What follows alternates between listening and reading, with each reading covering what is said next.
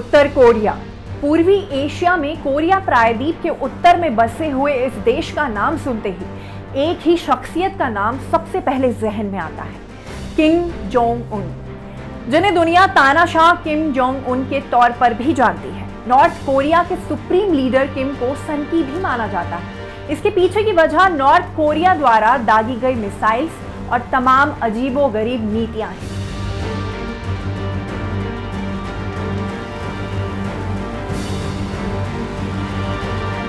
Media reports के मुताबिक साल 2022 में किम जोंग उन के नेतृत्व में रिकॉर्ड मिसाइल परीक्षण किए गए थे, जिनमें से 2 बैलिस्टिक मिसाइलें जापान पर एम की गई थी। इसके अलावा बीबीसी की एक रिपोर्ट में बताया गया है कि साल 2006 से लेकर साल 2017 के बीच कुल 6 न्यूक्लियर टेस्ट हुए, जिनमें से 4 किम के नेतृत्व में ही हुए थे। अब हाल ही में किम ने साल 2024 का पहला मिसाइल प्रक्षेपण कराया है।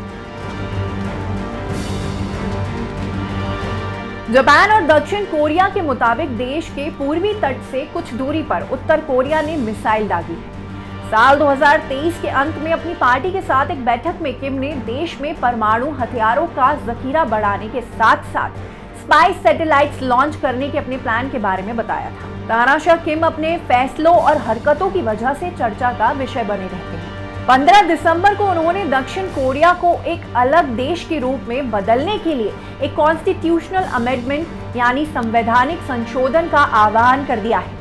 उन्होंने कहा कि नॉर्थ कोरिया युद्ध नहीं चाहता, लेकिन मीडिया आउटलेट KCNA के अनुसार नॉर्थ कोरिया का इरादा युद्ध टालने का भी नहीं है, यानी जरूरत पड़ने पर किम जोंग उन पीछे नहीं हटेंगे।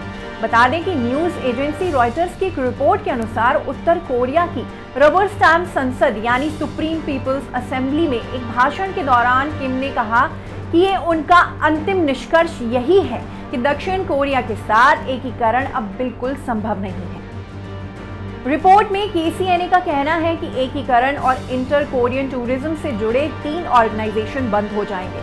साथ ही बता दें कि विश्लेषकों का मानना है कि उत्तर कोरिया का विदेश मंत्रालय सियोल के साथ रिलेशंस को अपने हाथ में ले सकता है, और ये भी हो सकता है कि भविष्य में अगर दक्षिण कोरिया के साथ युद्ध हुआ तो परमाणु हथियारों के इस्तेमाल को उचित ठहरा सकता है। अब कोरिया में स्थिति ज्यादा खतरनाक।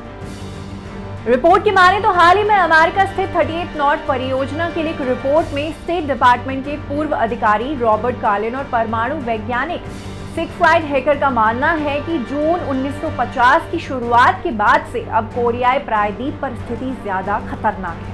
उनका कहना है कि हमारा मानना है कि साल 1950 में जैसे किम के दादा ने जंग में उतरने का रणनीतिक निर्णय लिया था, वैसा ही किम का प्लान है, लेकिन हम नहीं जानते कि किम कैसी और क्या योजना बना रहे हैं। लेकिन वॉशिंगटन, सियोल और टोक्यो में रूटीन वार्निंग से खतरा पहले से ही बहुत ज्यादा है। इस टॉपिक पर आपका क्या कहना है, हमें कमेंट सेक्शन में बताएं। इसी तरह की स्टोरीज के लिए बने रहें न्यूज़ 18 इंडिया ओरिजिनल्स के साथ।